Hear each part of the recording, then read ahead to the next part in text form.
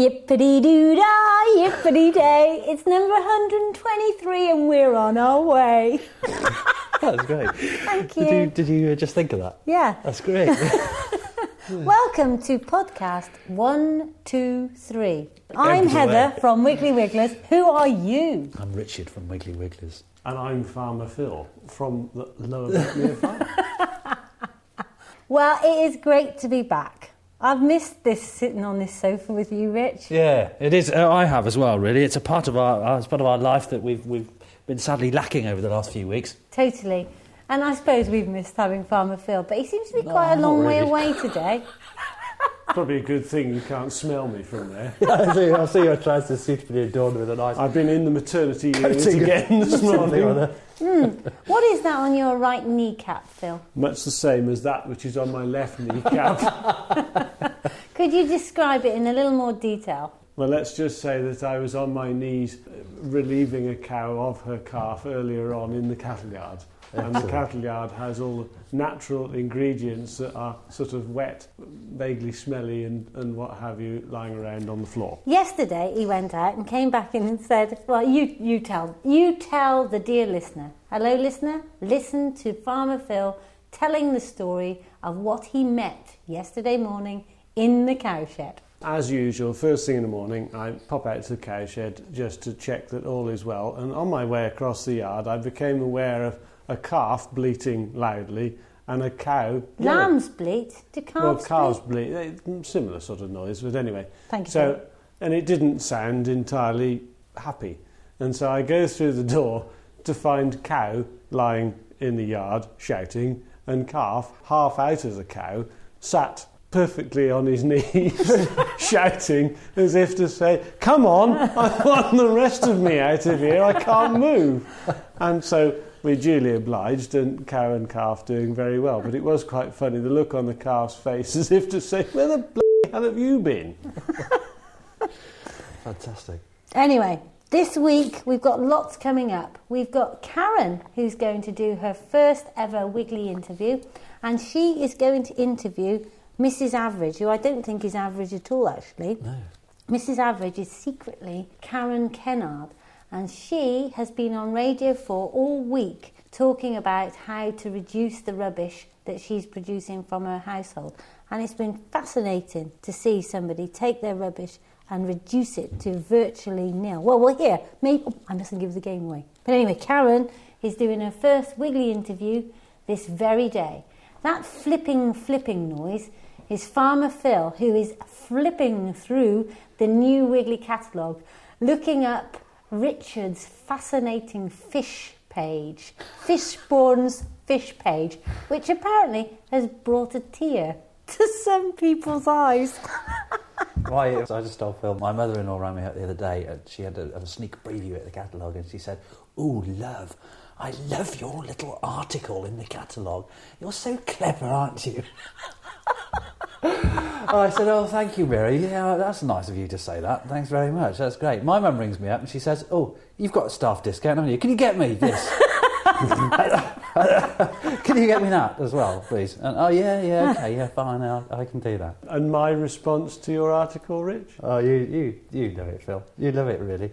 I think, you know... Well, I looked at the pictures and noticed that at least half of them were pictures of a young frugal Fishbourne and a group of fish taken from a, in inverted commas, private water. And I'm thinking, yes. Just an off-air moment. Richard, the discounts for your own use only? Yes, that's right. That's right, yeah. Oops. Oops. Anyway, also coming up, we've got the wheat story. Pigs and wheat. Oh, gosh. There's a lot of problem in the pig and wheat world. And it's caused by wheat farmers, apparently gluttonous wheat farmers raking in the profits. Yeah. And over there is a particularly affluent-looking model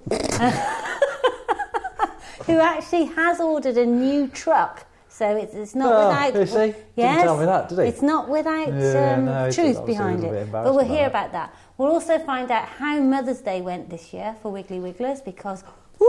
busiest time of the possible year for Bouquets, so we'll find out how that went. And, I think we've run out by then, do you think? I think we probably will.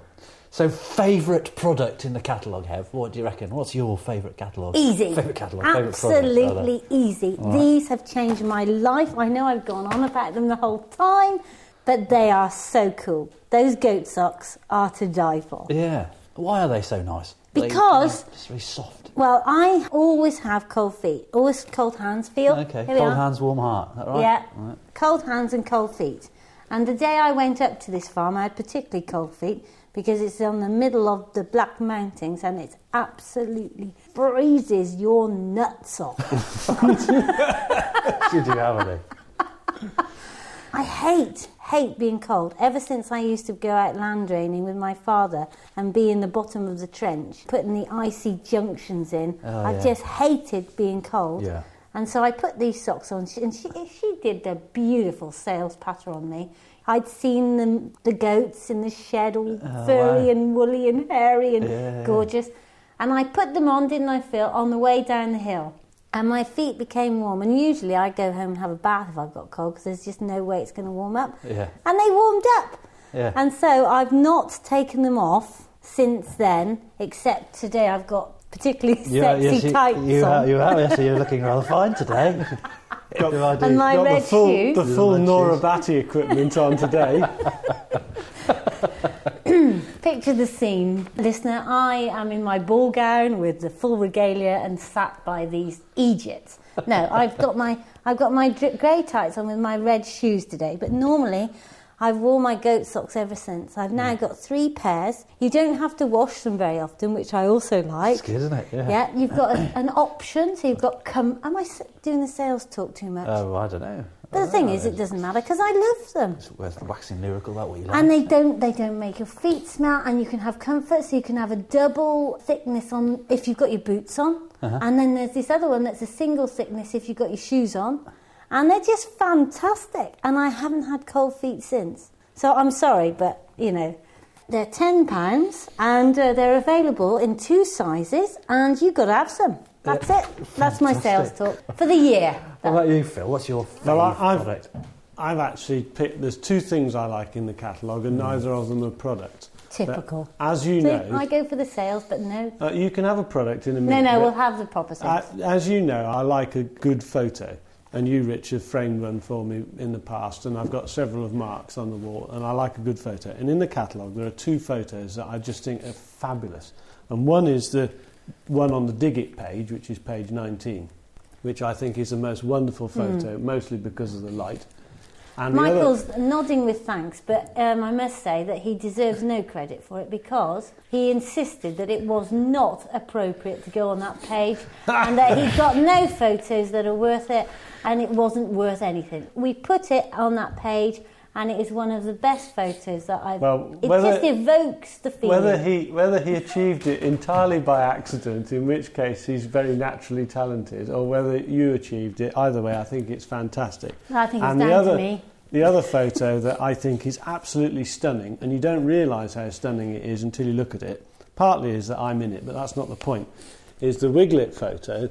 If you look at the trees in the background, it is like a cathedral, and it is absolutely stunning. And the more you look at it, the better it gets. That's another Michael photo. That is a really good photograph, actually. Yeah. So those were my 2 favourite things. But in terms, as you know, I like gadgets, and I really like the Power Monkey, because I just like the principle of it. Solution to all those stupid little problems with batteries and phones and iPods and all the rest of it. What is it then? Because I can't work it out. What it is a little battery pack which you can either charge with a solar panel, great, so you don't need to be near the power thing, and then you can plug it in to run whatever gadget, phone, iPod or whatever, or you can plug it into the mains and charge it up. So it's like an auxiliary battery pack. It's another gadget, you mean? It is another gadget, but because here is a mystery. I'm sorry to go off on a diversion, but here is a mystery.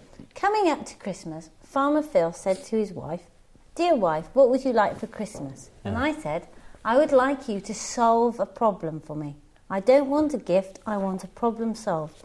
And he said, "No problem, that's brilliant. What's the problem?" And I said, "I would like to be able to go through the house listening to whatever it is I'm listening to, podcast, Radio 4, whatever it is, through the house from room to room, and still be able to listen to the same thing. And he said, I can do that. I shall liaise with Michael. And so I had imagined that there would be this item that would make some sort of air system mean that when I move from room to room on different things, there would be the podcast. And do you know what he gave me? No.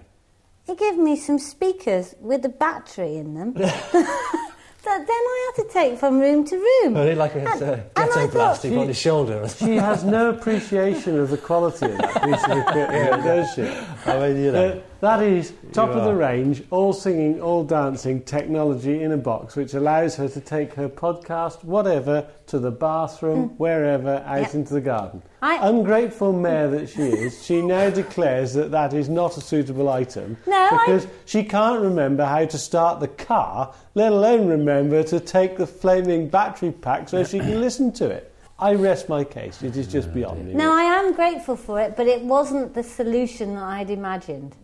Anyway, moving on. There's a new podcast being launched and it's by Matthew Naylor. He's a complete star. He writes in the Farmers Weekly and it's called Pure Tilth. We're going to have him on the show and I'm sure it will be a bit of entertainment. I have noticed that his co-presenter, Mr. Tim Teague, who we also know, who farms up in Shropshire, has been doing a bit of modelling work as far as I can see because I saw his marvellous features on an advert, I ask you, in the Farmers Weekly. Advert for what? For the Farmers Weekly Awards.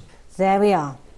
OK, so let's have a think about pigs because last week we heard about our pigs and we tasted our pigs on air and we're still eating our delicious pork and bacon. Yeah. Oh, and we've now swapped some of our pork for Alison's Swart Bless chops. Yeah, and they were tasty though, weren't they? They were very tasty. They very were tasty. just a jolly job. And you didn't like lamb much, do you? No. So. Well, I pulled them out of the freezer thinking they were pork. Okay. And it was only after a while I thought, gosh, they're not very big. She'd actually cooked. How long was She'd that? actually cooked 3 of them, Rich. And I came into the kitchen and I said, "Oh, they look like some nice lamb chops. They'll be nice." And she said, "I thought they were pork." Sorry. And so with that, we ate some delicious Swart Bless lamb chops, and then Heather set fire to the cooker. Oh gosh, I did. Monty came in, we were having a cup of tea, and he said, "Fire, fire!" And my God, it was a fire. Really? There was flames coming out the back of the cooker, about a foot high, and we pulled out the grill. Oh, Rich, we had to get the fire blanket and everything. It was like World War III. And it took we couldn't touch the grill for 2.5 hours. There was flames. Oh. Really? Yeah. So the chances are you had a bit of fat build up, did you? I think that the root cause of the problem, Rich, was that somebody I know had not switched the grill off, having retrieved the... Yes, no, I left it on full. Yeah, it's funny how fat gets to a certain temperature and then suddenly decides to combust. Outrageous. 1 or 2 soot issues in the kitchen, and there has been a fairly intensive cleansing operation to rectify the situation. Anyway, there's a campaign going on called Save Our Bacon, and I've been talking to several pig farmers, intensive and otherwise, about the issues that pig farmers are currently facing. And we'll ask Farmer Phil what he thinks. Tell us about the issues that pig farmers are currently facing. Farmer Phil. Well, pig farmers are facing issues which are not uncommon in agriculture, that they're competing with imports which to them are cheap.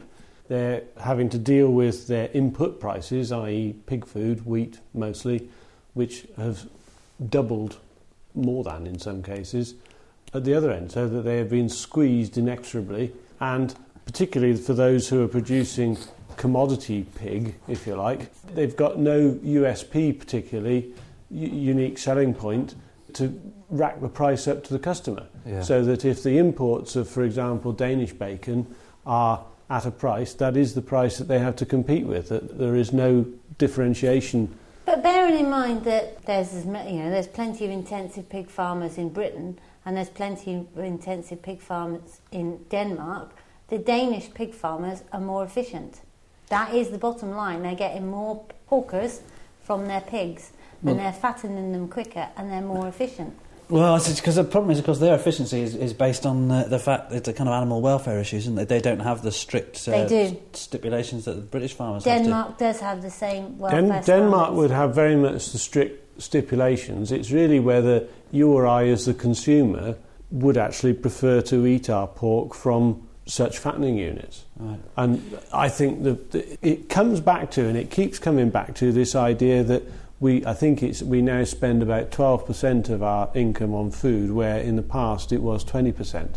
And this valuing our food, it is that difference which is the difference between whether we actually make a choice as to where it's come from, and it's not right or wrong, it's your preference. But to be absolutely frank about this, Phil, does it really matter if we buy our pork in England or whether we buy our pork in Denmark? Because the actual shipping of that pork is relatively unimportant in the overall scheme of things. You know, it's not like we're air freighting it in from Kenya. They're more efficient at their production, and there's no one sitting around this Scalextric set in the sitting room saying that we are talking about free-range pork. There's exactly the same situation for the pigs in the UK as there is for the pigs in Denmark.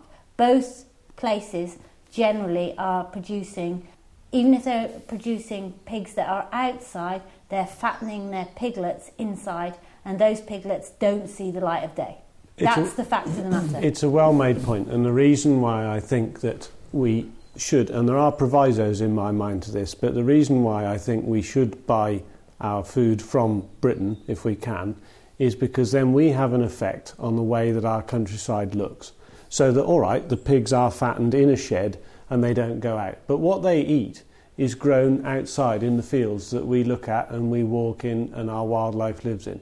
So that those production methods are related to how the countryside looks, and it's important. Now, we're not going to control what happens in Denmark by our buying habits. We can control them in this country. There's also the human aspect. If you put all the pig farmers out of production, you've got a load of depressed pig farmers lurking around the countryside not looking after their bit. Yeah. And it's really a case of pig farming is notoriously... Volatile's the word I'm looking for, that's right.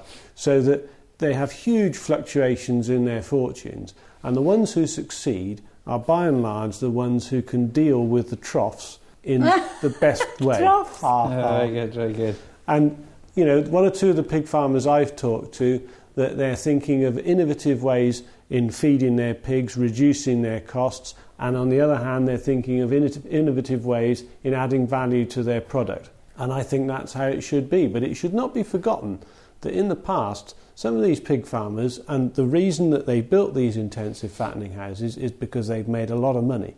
They have lost a shed load of money at times as well. In fact, one I was speaking to it was losing £6,000 every single day. You see, this is something I don't quite understand. It's funny because I've been talking to all sorts of people associated with pig farming. I spoke to a bank manager who was saying that he thinks things might improve in the world of pig farming because the euro is so strong and there's a relative shortage of product in England. Some of the manufacturers that make pork products are having to source their pigs and pay more from English producers. I spoke to a pig farmer last night who seemed to think that things were on the up. There's a real issue with cost of food, fodder for pigs, which is why all those pig farmers march down to Westminster. But the point here is I'm always really puzzled when farmers say they're losing thousands of pounds every year. Because how can you afford... I couldn't, as a working person, how could I come to work and say, I've lost 10 grand this year? How could I afford to live if that was the case? So I'm utterly puzzled by that expression. So if you said to me, Phil, you're losing 10 grand a year because you keep a suckling herd, which is what lots of beef farmers say, they're losing money. He's losing loads more than that. Well, so what do you mean by losing money? I mean, are you losing some of what you might make? Or essentially, the basic structure of our farm, so that you haven't got the value of the land, which is the first thing, but you have the value of the machinery, the livestock and the crops at the point of the end of year. So your business has a value. So that when I lose money, that value goes down. Now, I might have an overdraft to smooth the cash flow out, but essentially I have lost as much as 60, 70, 80,000 quid on the year. Now let's just clarify that. I still don't understand it. I can help with that because being a small business person, I understand this completely. Okay, great. What it means is that what you've sold compared to what you've cost has cost £60,000 a year more. Right. And not only that, when you look at it and you wake up in the morning, you've actually worked for nothing. Right. So most farmers are not taking a salary from their business. Right. They're taking their drawings after they've either gained or they've lost. Oh, okay. So at the end of the year, with any small business, say you've sold £100,000 and it's cost you £150,000 to do it, which is perfectly possible. Mm-hmm. Not only have you lost £50,000, but you've also not paid yourself a single penny. So that's the way of the world. But on the other hand, before you think, oh, poor old farmer, on the year that the farmer does really well, it's perfectly possible that he could make hundreds and hundreds of thousands of pounds. In fact, I spoke to somebody who has lost money for the last 5 years, but because of the wheat prices this year, they're going to make £700,000. Right, okay. So if you can stand it, and if you can not get yourself in a complete pickle, and if you can have the good years seeing you through the bad years, then you can be okay. But it's much, much longer term. It's a longer than most term, businesses. a much longer term thing than your annual salary. And a good friend of ours, Ian Howie, has a very favourite comment. He says that a politician's working life is by and large less than the length of an agricultural rotation. So by that he means that an agricultural rotation might be 4, 5, 6, 7, 8 years, 8 seasons, and a politician will only think short term. And the point with farming is that you have to look at the trends and the long term if you possibly can. And that's where the conflict between farming and politics, which so closely governs our profitability, fails, because the politicians never look that far because there's no point to them. Anyway, it's all your fault, Mr. Wheat. Mr. Wheat over there. Well, that's an interesting thing. If there was more cohesion between farmers, more cooperation between farmers, that kind of warmth and sharing that people in the same industry. It's more basic than that. Why is it that pig farmers, for instance, are going out of business because of food prices are so high, and yet arable farmers milking the opportunity to sell It's nothing to do with prices. milking the opportunity. These are commodity prices, and commodity prices are driven by the availability of the commodity. Yes. Now, world market. Actually, the reason that wheat has gone up is a combination of climate, so that Australia are in their 7th year of drought, I think, and America have had a bad harvest, and they are also a factor of growing biofuels, mostly in America, and increased consumption, mostly by China. But that is the reason that wheat prices have gone up. It's not because I say I fancy a holiday or I fancy a new truck. No. Now, your idea even though you are buying one. Even though I'm buying one, but that's because I've worn out the other one. But the point is... It looks all right to me. The point is, well, that's a good... You were on about how farmers lose money. I can borrow against my machinery, so I don't replace the truck. So I'm borrowing against it. It gets older, it gets worth less money, and that's what finances my losses. When I start to make a profit, I can keep my money in my cows, my machinery, my sheds or whatever. So that's how the business works. And I can borrow against the fertiliser level in the field. So the potash level in my soil, I don't put potash on for 2 years, I'm borrowing against the soil. Saves me money, it's a loss on my account. That's how farmers do it, and that's why it's quite difficult to balance how you do it. You mentioned cooperation between farmers. Actually think about what you said, and the farmers that survive best are the mixed farmers. So you have a pig enterprise and you feed it with an arable enterprise on the same farm. Yeah. The wheat price, it has an opportunity cost, but it only costs you what it cost you to grow it. You feed it into the pig enterprise, the job works, you have an opportunity cost, but you're surviving, it's fine. If you just grow wheat, with prices like they are today, great. Tax bill to die for. Pig boys, other livestock people suffering like hell. And the point is that it is the farmers who have several enterprises that win, because just now the pig job will be good, wheat won't be so good, dairying has come up recently, sheep and beef, a bit iffy.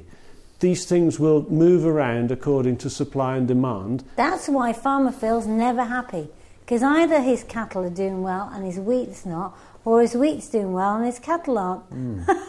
Or maybe that's why he's always happy. But it insures you against total disaster, except for a few years ago, for the first time in living memory, everything went down. Right. So that everything was on the floor. Now, it's the first time that has happened since the depression between the two wars in the 30s. And they didn't like it much then, and we didn't like it much now. But now we've got one or two things coming up, and you will see, you've seen prices go up in the supermarkets, you've seen profiteering going on in that department, and similarly there's profiteering going on with the people selling us our inputs. Now, just a minute, I can't let you just accuse other people of being profiteering. Because if they were sat on this sofa, they'd be saying exactly the same thing. So I'm wiping you off at that point. You've made your point for the last flipping 20 minutes. On that note, what I would say is that we'll come back to wheat because we haven't grilled him enough. We haven't actually rolled his oats. We haven't ground him down. No. But anyway, I think that if you're in any doubt about what all this means, go away. And I've done this to my father-in-law, and read The Omnivore's Dilemma, because it really does put things in perspective. And you, Rich, would really, I think, enjoy to read that. Yeah, no, I'd like to read that. Now, moving on. Just before we move on, I also think that any listeners who've got any questions, so that Rich has brought up some questions because he's not a farmer, any listeners who have questions, email us, ask us the questions. He's not brought up questions because he's not a farmer. He's brought up questions because we're all consumers. Onward, the Mother's Day report. Look at his face, Look at his face. Give out the email address. Oh. Phil's, possibly, for farming questions. Well, any of us. If you want to comment, email pwg@lowerblakemere.co.uk, and he will be delighted to bring those comments to the podcast, and we will be delighted to represent your views. As long as they're the same as ours. Only joking. Maybe if you'd like to subscribe to our podcast, if you've enjoyed this one, go to iTunes and we'd love a review on there. And other than that, we're going to talk about Mother's Day, and then we're going to go and see what Mrs. Average has been up to. Mother's Day. Now, I'll tell you what, that was poetry in motion, you know. A few weeks ago, I was working down in Hampshire, and it was over Valentine's Day, and I came back here later on in the evening to swap the van for the car, and a couple of them were busily making beautiful bouquets in the sheds late at night. But Mother's Day was a whole different world of busyness. You go into that shed, what was the shed? What is the shop? What was Dispatch? And there's a whole plethora of beautiful women making gorgeous bouquets. I thought it was great. It was like I go in there and just, flirt a little bit and compliment everybody on what they're doing. And just kind of pop back up. Rach made me a lovely bouquet, there was a few little offcuts, and she said, "Here you go, Rich, take this home." And she blushed as she gave it to me. I thought, so sweet. But those bouquets, there was something like 500 bouquets made in the course of a week. Yes, we got to, I think it was 624 bouquets. Right. And one would imagine a production line from that, wouldn't you? Yeah, but it wasn't. It was the most beautiful smell I've ever known when you walked in the room. The smell was phenomenal. Yeah, and there was these beautiful women all hand tying these bouquets and putting the raffia together and going, it was a veritable hive. And eating chocolate. They had so many packets of Quality Street. Yeah. They went home. In fact, for The Guardian this week, we've had to do how much waste we're producing in the office and what we're doing with it. Yeah. And, I said that we shred the paper and we've got a problem with the labels, and we put our banana skins in the bokashi bin. Yeah. And apart from that, there's not really that big a deal. Waste, But that week, Quality Street wrappings, what do you do with them? Right. There was masses of them. Anyway, 624 bouquets went out. And I don't think there was any problems with them, and well done to the whole team. Yeah, it was brilliant. It was poetry in motion. Fantastic. They're such beautiful bouquets, because I thought, well, I'll have to send Mum one, because, of course, she'd seen the bouquet that I sent Sarah for Valentine's Day. So, and because she's so hard done by, you know, and no one loves her and stuff like that, I thought, well, this year, you know, I'll, even though I did go fishing on Mother's Day rather than go for lunch. Well, I thought the bouquet was a step in the right direction, but she thought it was the most beautiful thing. Fantastic. And they last well as well, don't they? I mean, I know there's something we've talked about before with Amy a while ago about the fact that really a bouquet is all about a wow factor. You know, it's something you have, and there's a moment in time where you're completely enamoured by what you've received. So lasting, I think, in many respects, isn't integral to the whole experience, but they do last. And there's, you know, there's little instructions now, aren't there, with the bouquet that give people an indication of what they need to put in their water to make the bouquets last longer. Lemonade. Yeah, I'm a secret lemonade drinker. I was going to say that advert is just me. That's the real. But it was on it. It featured. Yeah, it was a retro advert, isn't it? Really? Oh, fantastic. Anyway, you need lemonade. So, did you use your gorgeous. Wiggly vouchers to pay for the bouquet? No, never mind. I think possibly they contributed to it. Yeah. Listen, let's go and listen to Karen, who's been talking to Karen. Oh, look, Karen's been talking to Karen about her waste and how to reduce it. And if you want to know more about this, do the old iPlayer thing or podcast on Woman's Hour on Radio 4, because she's been on all week. If you put in Wiggly into Google, you'll find that the podcast of me on Woman's Hour comes up. Don't listen to it. It's years ago. Very embarrassing, but I did enjoy going to do Woman's Hour. Have a listen now to Karen with her first ever Wiggly interview. I'd like to welcome to the show this week a woman on a mission. She's called Karen Kennard and is a wife and a mum of two who lives in Bury St Edmunds. Karen's local council challenged their residents to take part in Zero Waste Week. And welcome to the show, Karen. Thank you. That's okay. And if you'd like to tell us all a bit about what Zero Waste Week actually means and how it's affected you, what made you decide to join in? Well, I decided to join up because one of my New Year's resolutions was that I wanted just to look at sorting out the amount of waste that our family throws away. It was getting ridiculous, and I suppose Christmas time really put it on its head, because at Christmas there is so much that as a consumer you feel you need to buy. We tried to cut down what we bought at Christmas, but we still had loads of packaging.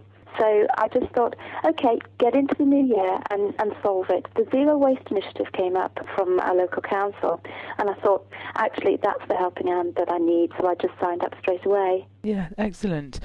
I understand that you always considered yourself to be quite good at recycling anyway. I mean, I just wondered what areas that you felt you could improve on. Well, I suppose the key problem for us was the amount of food that we were throwing away as our family, because we have a family of four with my husband and two little boys. And, you know, 4 people living in a household, you've got different tastes. So we'd find that virtually every meal we'd have stuff that was going off to waste, you know, things that you'd leave on a plate. So we just decided that, okay, perhaps we ought to look at the different things that we buy for cooking and different ways of cooking. And also, what did we need to do with the food waste at the end of it? And that was the key thing. So because of that, I had a look and I found that there was the wormery system, which could accept things like pasta. And that seemed to be the obvious way to go, which helped slim the bin down greatly. Yeah, I understand you've been educating your children as well. They've been having a look at the worms, realising what kind of things they take. But also, the other thing that we've been doing is trying to concentrate on not actually creating that food waste in the first place. Yeah. So, actually, as well as educating them, they've been educating me. They've been saying, well, Mummy, if you stop actually making one thing, you know, the kind of thing that we don't like, and make us something else, then that's probably a good way of going forward. And it actually did make sense. Quite. You've had to change your shopping habits, presumably, to fit in with your new lifestyle. Yes. Even though I still go to the supermarket, I'm very, very choosy now about the kind of things I buy. Look at all of the packaging and make sure that it can either be recycled or can be composted. But one of the other things that I've started to do now is actually move outside of the supermarket and actually go to independent shops. as well as the market stalls that you find, every couple of days and it's actually been very, very enlightening, and that has actually also helped to cut down the amount of waste that we've been sending to landfill. Yeah, and I understand you've also influenced people to perhaps change their habits. So I think it was the butcher that you mentioned had changed to using greaseproof paper, hadn't he, to wrap the meat in? Yes, that's right. And also there was a cheese store. Basically, the story with that is that he'd already got, I think, an 11-year-old girl who told him that, actually, Daddy, it would be better if you used paper bags than plastic carrier bags. And when I actually spoke to him as well, and I could see him just wrapping the cheese up in cling film, I said, you couldn't actually do me a favour and just try and find something else to do. And he had a roll of greaseproof paper there as well. So he basically offered that to me. And, that's great because you can just wash it and you can put it in the compost bin. Yeah, that's great, yeah. So overall, how do you think the rubbish diet has changed your life? It's been amazing. The enormous sort of interest in it, I think, has probably been the most significant factor, because so many people, when they found out what I was doing with the rubbish diet, they actually emailed me lots of hints and tips. And that's really how it's all worked. Getting the hints and tips from all of those people out there who've got these sort of secrets that are not easily shared. And what it means now is I've gone from a household which creates around about 3 big 50-litre bags of waste every 2 weeks to almost nothing. And from a personal perspective, living in a household where you've got lots of other things to do and you have to balance and juggle children and work as well, the whole waste issue is something that's not hard to deal with anymore, and we're no longer having arguments about whose turn it is to put out the bin. That's great. And coming to the end of your waste week, what have you got in your bin? Right, what I've got in the bin at the moment is one plaster. Excellent. But we've got a bit of a risky situation coming up today. Oh dear. Because there are 2 butter wrappers that need to be washed out, and if I can't find any other use for those, they're going to have to go into the bin. Oh, that's not bad though, is it? 1 plaster and possibly 2 butter wrappers. No. Excellent, well done. So, if we could have a top tip for reducing the amount of waste that goes to landfill, what would yours be? Mine would be, every family is different, certainly not dictatorial over this, and what's worked for us as a family is to just cut down on the food waste. Yeah.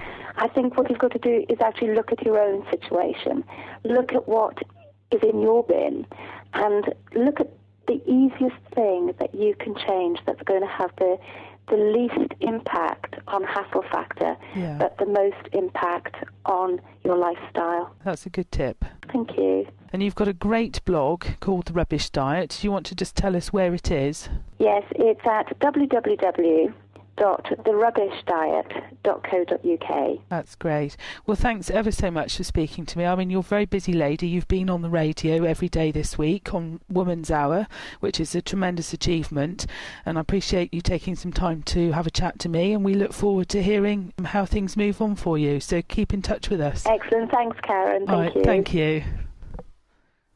Thank you for that, Karen. And if you'd like to comment on that, or anything else for that matter, the Wiggly Blog is looked after by Karen, and you can find it at wigglyWigglers.blogspot.com. Time for a quick thought for the week from Monty. Montycast, a weekly fact on farming. Gelatine made from bones and horns from cattle is used in making candies, marshmallows, ice cream and photographic film. Another Montycast, a weekly fact on farming, next week. Thank you, Monty. We'll wrap up now, but next week we've got Rachel Harris coming in. Yep. Rachel was a student, wasn't she? She spent a month with us. I know we talked a little bit about her before. But she's going to come and talk about her findings at Wiggly Wiggler's environmental impacts. Brilliant, because Farmer Phil's got a seriously bad chip on his shoulder about carbon footprinting. Farmer Phil's got lots of issues. Farmer Phil needs a haircut. He needs something. I think it's the time of year, because Farmer Phil has most issues about now in the year. They seem to build up over the winter. So it's probably in direct proportion to when my subsidy cheque arrives. Quite possibly. Yeah. Which I'm pleased to tell you it hasn't.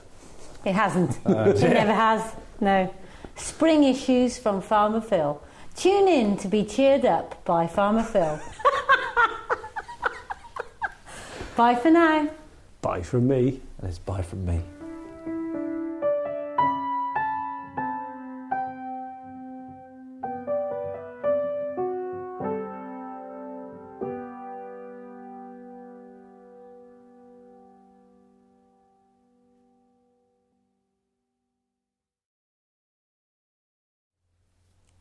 What number is it?